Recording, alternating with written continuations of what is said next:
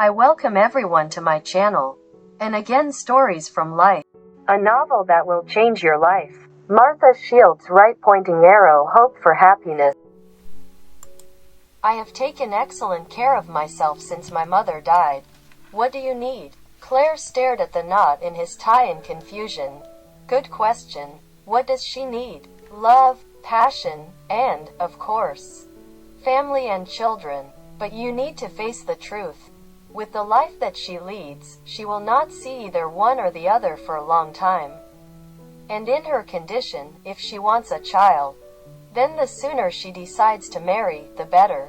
Taking a deep breath, she met Jake's deep dark eyes. He seemed to have no doubt that his crazy idea was feasible. But he loves to take risks. That is how he achieved everything he has. It's just another deal for you, isn't it?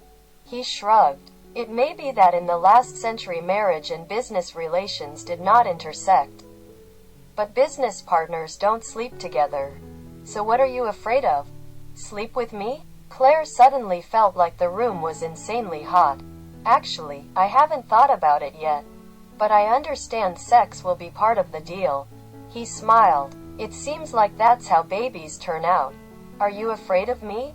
Fears? This is too mild. She is horrified, and if she had relied on her legs, she would have run away with a screech. Swallowing the lump in her throat, she replied, a little. You are Jacob Anderson, after all.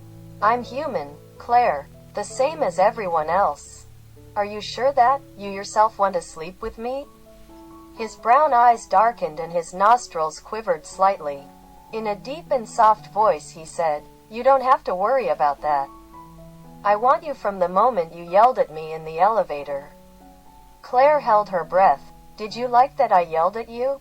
I'm sorry, but in my opinion, this is some kind of perversion. Jake smiled. Don't know, but I like that you treat me like a human and not a demigod. You can't even imagine how much I missed it.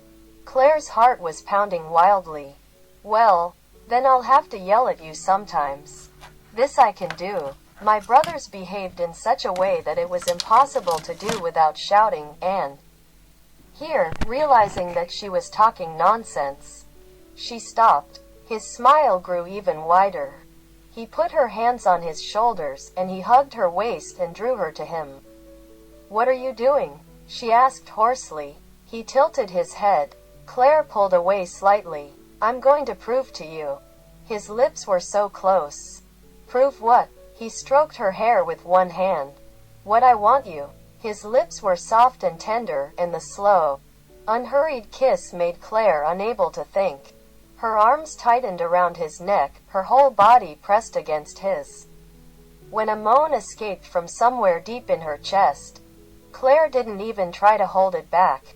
Jake groaned in response. Her blood boiled. Just as Claire was about to melt into him, Jake suddenly broke off the kiss. Although he still held her in his arms, Claire felt abandoned. Having gained the ability to reason, Claire was horrified by what had happened. His kiss took her completely out of control. Jake could do anything to her. See, he whispered, it will not be difficult for us to conceive as many beautiful children as we like. Tears welled up in her eyes and she tried desperately to pull away. But Jake let go of her just enough to look into her face. What happened to you? Did you not like it? No. He smiled a confident, very masculine smile. Liar. She lifted her chin proudly. I won't marry you, Jacob Anderson. No, you will, he said softly. And in the next 24 hours, I intend to prove to you that you not only have to marry me, but you want to. Claire closed the program and turned off the computer. The screen is off. Like this, Hank and Alex will at least be calm. She sent them an email saying that she would be out of Denver in the next few days. Before that, she searched the internet for some information about her illness for a long time, but did not find anything encouraging. Everywhere it was said that the best treatment option is pregnancy. Are you finished? Claire turned in her chair. Jake was sitting at a table between the living room and dining room, working on his laptop. The 2 hours you gave us to work have already passed? He glanced at his watch. Yes. Okay. Now I'm going to close this. Jake saved the document he was working on and turned off the computer. He got up from the table, walked over and sat down at the coffee table. Claire winced and held her breath as he silently turned her around. Jake discovered that thanks to Claire, some new qualities appeared in him. Now that he had chosen her as his future wife, he felt it was his duty to protect her. He had never experienced such feelings for a woman before. Did you find anything? He asked. Claire sighed angrily. Nothing new. Everywhere it says that you need to get pregnant. The whole world is against me.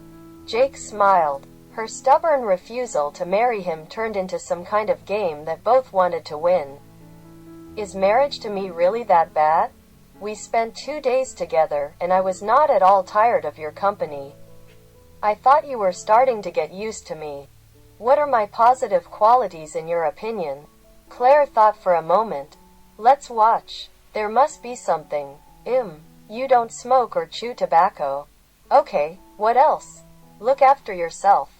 Jake leaned over and rested his hands on the arms of her chair. Are you saying that you enjoy looking at me and being around me? Claire bit her lip. I think yes. He chuckled. What else? You're rich. Jake felt like he'd been slapped. Is it important to you? That's a point in your favor. He darkened. Money isn't everything. Yes, but they mean a lot if you don't have them, she said. Or if you're about to lose them. If you are for money.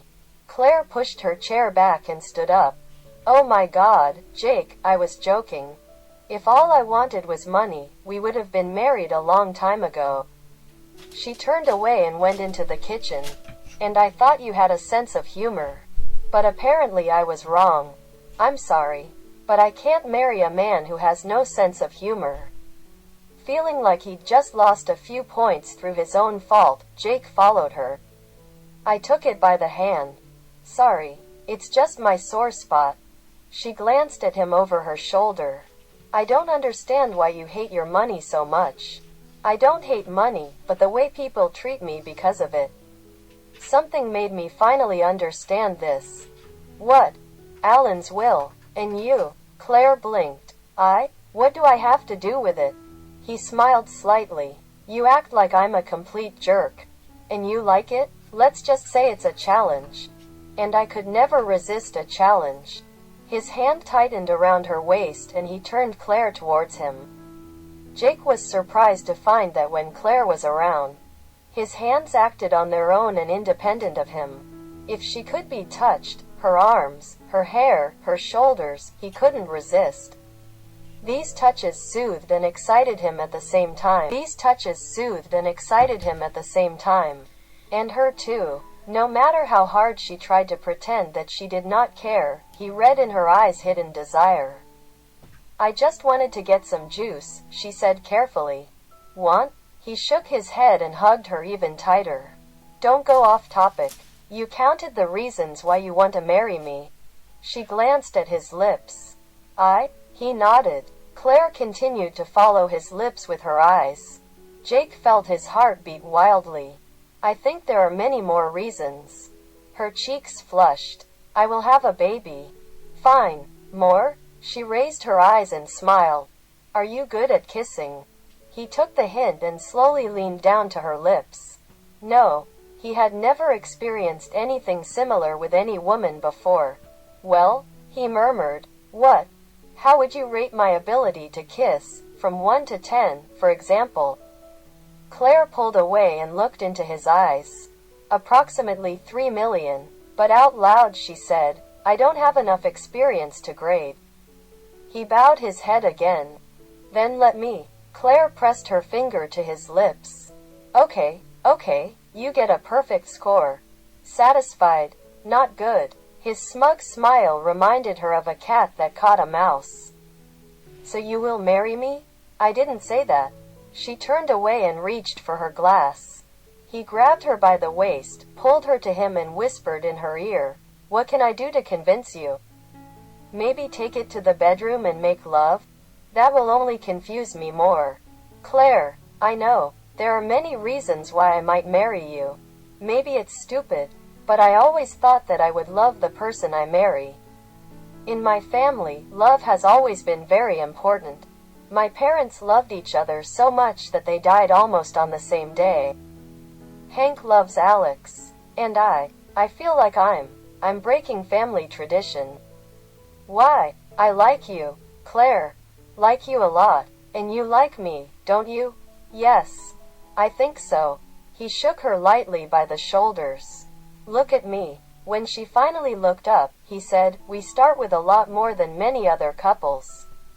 We have so much in common: our origin, work, goals, friendship, passion. Who knows, maybe there will be love. You say it like you don't believe it yourself. What if I think love is a fairy tale? Didn't your parents love each other?" "Don't know. I think they believed they loved each other, in their own way. I was only 3 years old when my mother died, and her father rarely spoke of her." Claire took a deep breath. She knew very well what her relatives would say about marriage with an unloved person. She looked at Jake. He doesn't scare her, at least not physically. On the contrary, she longed painfully to run her hand through his short dark hair, to touch his hard chin with her lips. Suddenly, Claire felt that she could love him if she let herself. Despite his reputation as a sharp and stern man, with her he was affectionate and caring, generous and gentle. Now, when he told about his past, it became clear to her why he did not know how to love. Maybe she could teach him. Maybe they could learn together. Claire pushed the unwelcome thoughts away. Alex often said that a woman can teach a man only while he is in diapers. So you have to face the truth and admit that this marriage will never be like the marriage of Hank and Alex. To be continued.